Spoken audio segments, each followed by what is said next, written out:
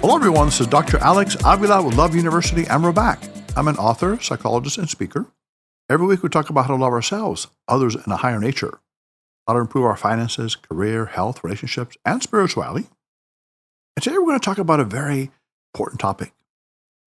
It is called the 3 Secrets of Happiness. True joy can be yours.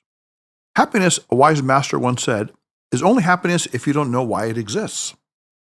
If you know why happiness exists, that means you have reasons for it. You have ifs for happiness. You consider yourself happy if you meet certain conditions, if you experience particular circumstances in life. The dilemma is that there are many ifs to happiness. If I have career or financial success, I will be happy. If I have good health and a loving family, I will be happy. If I achieve my goals, I will be happy. If I am a religious person, I will be happy. Now, here's a problem. When you have reasons, ifs, for your happiness, then you have equally compelling reasons, ifs, for your unhappiness. If the relationship or finances go sour, if the family fights, if your health fades, if you don't achieve your goals, if your religious faith declines, then your reasons for happiness can easily turn into reasons for unhappiness, into frustration, resentment, and sadness. The truth is that real happiness does not depend on external conditions, specific reasons, or favorable circumstances. It does not depend on ifs. Happy people are happy despite their circumstances in life, not because of them. Truly happy people live in conditions both good and bad, experiencing fortune both lucky and unlucky. Yet through it all, they are still happy because happiness is within them. Of course, it's a blessing to be healthy, have wonderful family and friends, make good money, enjoy a rewarding career, own attractive things, give to others, and so on. Those things can give you a satisfying sense of pleasure, success, and excitement. And they can also offer you a certain level of personal growth or temporary contentment. But they cannot by themselves give you happiness, the permanent, long-term, rock-solid, immovable, irreplaceable, and invincible sense of absolute joy that makes life worth living. What is true happiness then? How can we attain it? Fortunately, we now have a solution to the happiness dilemma. The greatest psychologists and philosophers in the world over have secretly made great strides in researching and discovering the dynamics of human happiness. By carefully interviewing and studying the happiest people on earth, these leading social scientists have discovered what are now known as the secrets of happiness. Interestingly enough, these secrets do not involve the things that are usually considered important for attaining happiness. Fame, power, money, love, family, relationships, religion, health, or worldly success are not the determining factors of a happy life. In fact, the 3 secrets of happiness are not that complicated at all. They consist of 3 simple psychological traits or attributes that the happiest people in the world possess. If you develop these 3 psychological traits and practice them on a daily basis, you will be happy no matter what else happens to you, despite any and all circumstances. Not only will you be happier, research shows, but you will also have a stronger immune system, be a better worker, earn more income, have a more satisfying marriage, be more sociable, and cope better with daily difficulties. What then are these 3 marvelous secrets or traits of happiness? They are gratitude, joyful optimism, and forgiveness. Now, you may already intuitively know the importance and power of these inner traits, but knowing these 3 secrets is not enough. You must embrace them. You must practice them. You must absorb them into your very being until they become you, until they act for you, automatically bringing you all the wonderful blessings that life has to offer. You will not become happy simply by learning about happiness as some abstract concept or idea. To be a happy person, you need to practice happiness as a daily habit. You need to observe and imitate people who are already genuinely happy. Do what happy people do, and you too will be happy. The good news is that you now have an opportunity to learn from one of the greatest masters of happiness. You're about to meet a mentor who will guide you on your journey toward mastering the 3 secrets of happiness in your personal life. This sage, Master Tanaka, is prepared to teach you the 3 secrets of happiness. Are you ready to learn? Here is the amazing story of Master Tanaka. There once was a wise and happy sage named Tanaka who lived in a remote wilderness mountain area. With long flowing hair, a hairless face, and features that were neither precisely male nor female, his master teacher was a mysterious figure indeed. For our purposes, we will refer to Tanaka as a man, although that is not certain by any means. Tanaka could have been a man, or she could have been a woman. No one could really tell. Tanaka's age was also a mystery. Some said Tanaka was in the middle years of life. Others said Tanaka was very old, but looked much younger. People also had a hard time figuring out Tanaka's nationality. Some guessed Japanese, others said Native American, and still others said Latin of some sort. But no one really knew the answers to these questions about Tanaka. The only thing that people knew for sure was that this happy-go-lucky sage exuded an extraordinary sense of gentleness, kindness, love, and happiness. Tanaka lived in a modest way. He dressed simply but elegantly in clothes he made with his own hands. He tended to his garden, from which he received most of his daily sustenance. He also performed his martial arts exercises every morning without fail. Tanaka, in fact, was considered a gentle warrior, martial arts master who could kill with a light touch of his hands just as easily as he could heal with those same hands. Some said Tanaka had been a very successful doctor who suffered a nervous breakdown after an especially difficult operation and had given up the practice of medicine to become a hermit. Others said he came from a very wealthy family and had used his inheritance to travel the world, sampling the pleasures and sensualities of the earth until he grew tired of it all and chose the simple monastic life. Regardless of the theory of how Tanaka became Tanaka, one thing was certain: he was a happy man, always singing, laughing, and playing with animals or children. Tanaka was never seen sad, depressed, angry, irritated, or frustrated in any way. He also didn't seem to crave any type of worldly success or approval, any type of material accumulation. He seemed perfectly content with who he was and the way he lived. One day, a famed psychiatrist who specialized in treating the most difficult cases of schizophrenia heard about Tanaka from one of his colleagues and decided to investigate for himself. Through a mutual acquaintance, the psychiatrist, we'll call him Harry, arranged to meet Tanaka at his mountain residence to learn about Tanaka's secrets of happiness. Upon arriving at Tanaka's residence in his chauffeur-driven Mercedes, Harry was eager to get to work. Harry had brought his 2 secretaries and special video recording equipment to make sure that everything they discussed was meticulously recorded. Harry smiled as he thought about how his meeting with Tanaka would provide excellent material for a bonus chapter in his upcoming autobiography, Lessons from the Master Shrink. The chapter would detail some of his theories on delusional behavior and would include his interview with Tanaka, the famous recluse who claimed to know the secrets of happiness. In fact, Harry decided a great title for the chapter would be The Hermit Who Claimed Happiness. Upon seeing Harry approach with his entourage and recording equipment, Tanaka came out of his modest house in a quite unexpected manner. He was completely and unashamedly naked. At this point, Tanaka did appear to be a man, as he was endowed in a certain well-proportioned manner that made an excellent case for maleness. Greeting Harry warmly, Tanaka calmly and sweetly said, "Please send your friends and cameras over here so they can get a better look at me." Horrified at Tanaka's completely exposed and naked condition, Harry told his secretaries to wait in the car with the recording equipment as he mumbled, "Mr. Esteemed Tanaka, is this a good time? I notice you are without clothes, and I have brought my assistants and some recording equipment. Please tell me what you would like to do." "Today I like being in a natural state," replied Tanaka. "If your assistants aren't comfortable with that, please send them away with the recording equipment." Reluctantly, Harry agreed with Tanaka's request to send his people away. Harry thought he might be dealing with a delusional schizophrenic, someone who was completely out of touch with reality. To be on the safe side, Harry told his assistants to wait nearby for his call, just in case he needed to leave earlier than planned. "I know what you're thinking," Tanaka interrupted Harry's thoughts. "You think I must be a nutcase or something. Actually, I like to eat nuts, but I'm not a nutcase. If you look a little closer, you will see that I am not really naked. I simply hypnotized you into believing I was naked, so your assistants would leave and take their cameras with them. I don't like cameras. There are human ways of trying to capture reality, which can't be done because reality is only in the moment. Your assistants would have also gotten in the way of your learning because their reactions would have colored your own experience.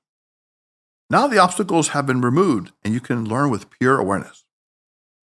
"What the hell are you trying to pull?" asked an enraged and amazed Harry, as he realized that he had indeed been tricked. Tanaka was actually fully clothed. He was wearing sandals and some type of homemade robe.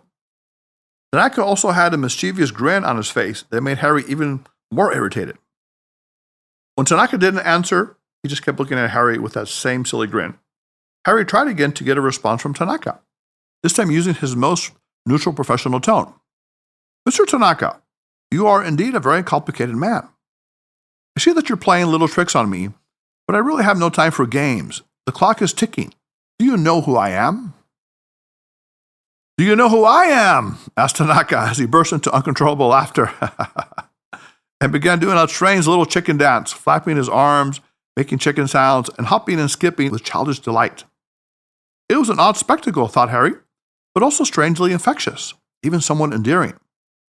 But right now, Harry wasn't in the mood for fun and games. This was serious. He was being challenged. I will tell you who I am, thundered Harry in his deep, patrician voice. I am the esteemed Harry Johnson, premier psychiatrist, world-renowned for my work in the specialty area of paranoid schizophrenia. I have published and lectured extensively on the delusional schizophrenic, and I have thoroughly examined the abnormality of human nature. I have written several well-received textbooks in my field, and I have many honors. Stop it, moron, said Tanaka. What did you say? Replied an astonished Harry. No one had ever spoken to him like that before. Nobody dared. Idiot, said Tanaka with a straight face. What the? Began Harry, desperately trying to contain himself. I didn't mean it that way, said Tanaka, as his face broke out into one of the most beautiful, angelic smiles Harry had ever seen. Harry's anger evaporated just as quickly as it began, replaced by burning curiosity. This man Tanaka was definitely a most unusual sort of individual. He was certainly worth studying. Tanaka continued in a soothing, conciliatory tone. Harry, I see that you just reacted to the words I used, moron and idiot, in a very severe and angry way. Part of you, your false nature, identified with those words and reacted with defensiveness and hostility. Harry realized what Tanaka was doing, using a psychological ploy to bait Harry into anger, then temporarily pacifying him, so Tanaka could keep the upper hand. It was a power and control game that Harry had played many times, and always won. Harry liked the mental challenge. He was going to enjoy the verbal chess game they were about to play. My dear Tanaka, said Harry, you are a wiser man than I thought. You want to play with me to see how I will react. Very clever. My dear Harry, replied Tanaka with a shrewd wink, you have it all wrong. You think I'm playing with you, but it's really you who are playing with yourself. Harry quickly recoiled at Tanaka's use of words, felt a sharp pain in his stomach. This Tanaka was tougher than he thought, Harry realized. Tanaka's words could soothe, but they could also burn. Harry continued to Tanaka, shedding more light on the subject. The problem is that you are not taking your true self seriously, the strong and secure part of your mind that is immune from the world's negative energy. Instead, you are reacting with your lower self, the weak, self-attacking part of you that vibrates and resonates to the bitterness, sarcasm, and insults of the world. Mr. Tanaka, said Harry in an irritated tone, let's cut the psychobabble crap and get to the point. You know the keys of happiness? Tell me, what are the secrets? Tanaka erupted with a deep belly laugh and said, you came all the way here just to ask me that? Who told you I knew the keys to happiness? I don't even know if I have the key to the restroom most of the time. Harry could see that Tanaka was in love with his own jokes, so he decided to joke back. You smell bad, Tanaka. Maybe you don't have a bathroom around here. Even before the words were fully spoken, as they halfway lingered in the air, Tanaka performed a lightning-quick version of Okuri Ashiharai, a front foot sweep, taking out Harry's legs from under him and sending Harry crashing to the ground. Yet Harry didn't fall completely. Tanaka gently caught him by the shoulders and held him up lovingly, caressingly, just like a small baby. Harry even felt a little loved as he was cradled in Tanaka's arms. See how dependent you are on your fellow human beings? Asked Tanaka gently, with a caring lilt to his voice.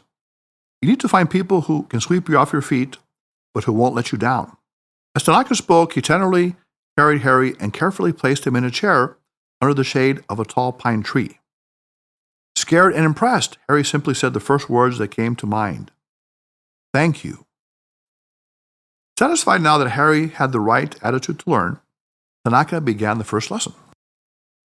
So, Love University students, this is the first part of the Three Secrets of Happiness, the story of Harry and Tanaka. And already we're learning some very valuable lessons. First of all, we learned that things are not always what they seem. In the beginning, Harry saw Tanaka as being naked, but he really wasn't. He had simply hypnotized him into believing that.